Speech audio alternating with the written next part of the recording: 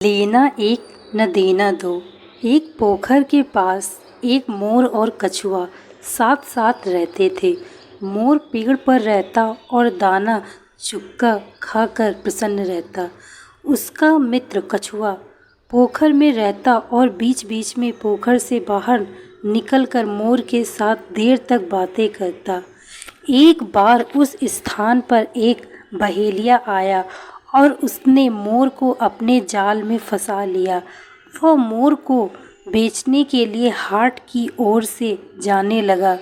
इस पर मोर ने बहेलिये से बड़े कातर स्वर में कहा, तुम मुझे जहाँ चाहे मर्जी ले जाओ, लेकिन जाने से पहले मैं पोखर में रहने वाले अपने मित्र कछुए से मिलना चाहता हूँ। फिर तो उससे कभी मुलाकात होने से रही। बहेलिया राजी हो गया। मोर को बंदी हालत में देखकर कछुआ बहुत दुखी हुआ। उसने बहेलिये से कहा, यदि तुम मेरे मित्र मोर को छोड़ दो तो मैं तुम्हें एक कीमती उपहार दूंगा। बहेलिया मान गया। कछुए ने तालाब में एक डुबकी लगाई और मुंह में एक कीमती हीरा लेकर बाहर आ गया। बहेलिये ने हीरे को देखा तो उसके एवज में उसने मोर को छोड़ दिया। उधर हीरा लेकर बहेलिया चला गया तो कछुए ने मोर को कहीं दूर जाकर छुप जाने की सलाह दी।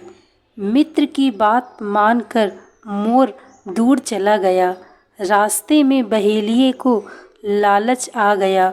उसके मन में विचार आया कि उसे कछुए से मोर की हियाई के बदले में एक नहीं 2 हीरे लेने चाहिए थे।